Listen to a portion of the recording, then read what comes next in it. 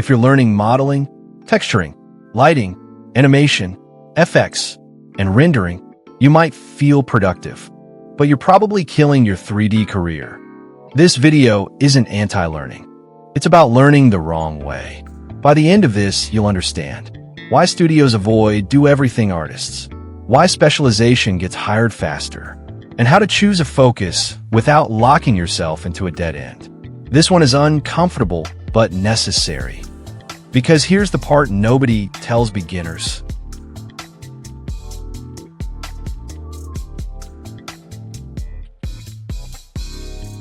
Studios don't post job listings that say, looking for a 3D general genius.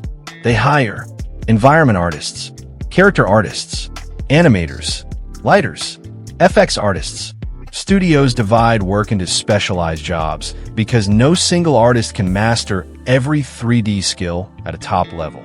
Experts in one area, such as character rigging, produce better results than generalists who do okay at many tasks.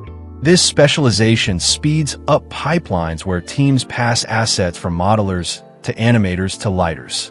Large projects need hundreds of assets with tight deadlines, so hiring role experts ensures consistent quality across the film. Teams collaborate better when each person focuses deeply on their strength, like FX artists handling effects without modeling everything. It also cuts training time since hires fit right into workflows.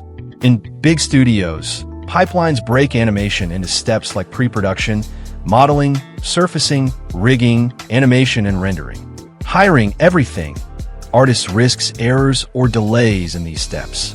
Instead, roles like environment artist or creature animator target exact needs for blockbusters. When your portfolio shows everything, studios don't see versatility. They see risk, and that risk shows up immediately.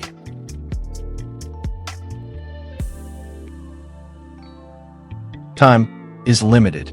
When you spread it across 5 disciplines, none of them get deep. Your work becomes okay, and okay doesn't get hired. Studios would rather train a strong specialist than rescue a weak generalist. A strong specialist excels in one area, like creature modeling, and fits right into large teams of 50-plus artists. Weak generalists struggle with depth, leading to errors that slow everyone down. Specialists hit high output quickly without much onboarding since they have proven expertise from past projects.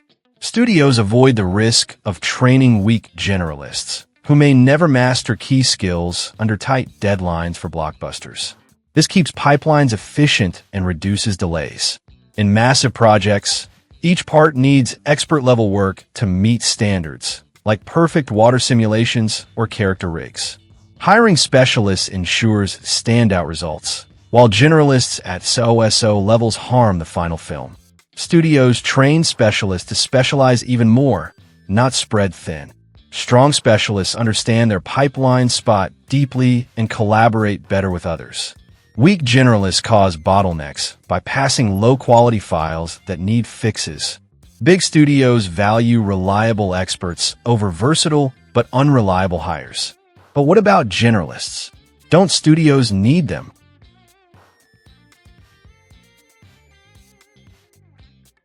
Yes, studios hire generalists, but not beginner generalists. Big studios do hire generalists sometimes, but they must be very good in 2 to 3 areas, not just average. Smaller studios need generalists more for their flexibility. Even in big places, understanding the full workflow helps everyone work better. Start broad to learn the pipeline, then specialize in what you love.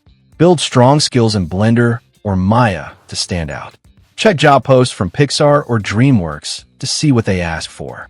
Real generalists are experienced specialists who expanded over time. They didn't start wide. They started deep.